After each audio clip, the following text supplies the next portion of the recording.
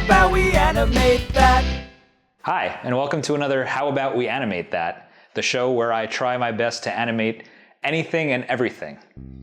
I'm David Pagano, your host / animator, and on today's show we're going to be animating this.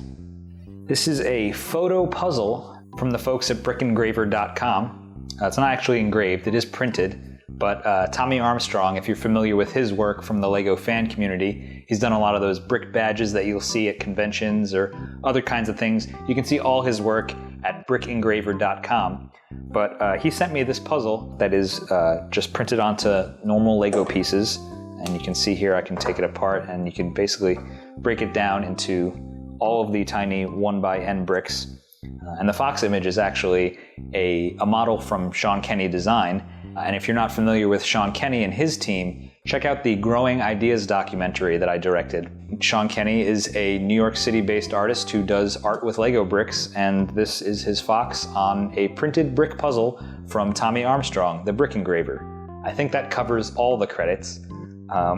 Actually, the other credit would be me because I took this photo. I did almost all of the large sculpture photography for Sean Kenny Design for about 6 years, and this fox photo was one of the first ones I took. But yeah, Tommy asked me to create an animation of this puzzle, basically start as a pile of bricks and then quick build itself into the completed model that you see here. And since quick builds have been such a big part of a lot of the LEGO work we've done, I figured this was a great opportunity to show you all how quick builds get made, at least here at Paganimation. And with that in mind, how about we animate that? So I would say about 98% of our quick build animations are actually shot in reverse. And what that means is rather than starting from a pile of bricks and one frame at a time building it into a completed model, we start from the completed model and then take it apart one frame at a time. And when the footage is reversed, no one can really tell the difference, hopefully. So in this case, I've got the puzzle of the printed fox on a whole bunch of 1x(n) bricks. As usual, I'm shooting at 12 frames per second, again, so we can get on with our lives. And I've actually stuck the fox puzzle to this white seamless paper with a little bit of blue tack, just so that it, for the most part, stays in the same place. You know, blue tack isn't foolproof, but it usually gets the job done. Whenever we do quick builds of a product, I also ask for 2 of that product, just in case I make a mistake or I need to reference what the product looked like earlier, but I've already taken it apart. It always helps to have a backup. Whenever I'm doing simple animation like this, I try to keep it as in camera as possible. And what I mean by that is I'm having all these little bricks remove themselves from the puzzle, but I don't want to have to remove rigs or erase stuff in post-production if I can avoid it. So that's why I'm doing pretty precarious things like having this brick lean against the puzzle. I like when you shoot a stop motion shot and after you're done shooting, it's done. That's very satisfying to me because it's like you've captured magic in a bottle, for lack of a better phrase. You can also hear that I'm out of breath after standing over this table for a certain amount of time. I'm about a quarter of the way through the animation right now and just taking a look at Dragon Frame here. This circle is kind of where I want the pile to end up in, sort of the overall shape of it based on the test shots that I took. And then I actually had to change something from my original plan. I was going to have the pieces kind of go start from this side on one layer and then start from this side and kind of zigzag all the way down to disassemble the puzzle. That would take much longer, I think, because of the way that the pieces travel over themselves to get off the puzzle and onto the ground. So now it's just like once one layer has revealed the layer below it, then those bricks can start to move. And hopefully that'll get the effect that I want. I'm trying to keep this to 15 seconds maximum if I can. That's the running time, not the time to animate. Time to animate is probably, well, it's gonna be a few hours. If you take a look at this from the back, you can see I'm using blue tack to kind of hold up the pieces as they run down the side, and wherever possible, trying to make it not visible to the camera. There's also a clear brick holding up some stuff here. And that's another easy way to get some extra support under your bricks in a way that won't be super visible. So I finished the disassembly, and now I just have to animate all of the pieces flipping over so that they start in a pile and then go through the animation of the quick build.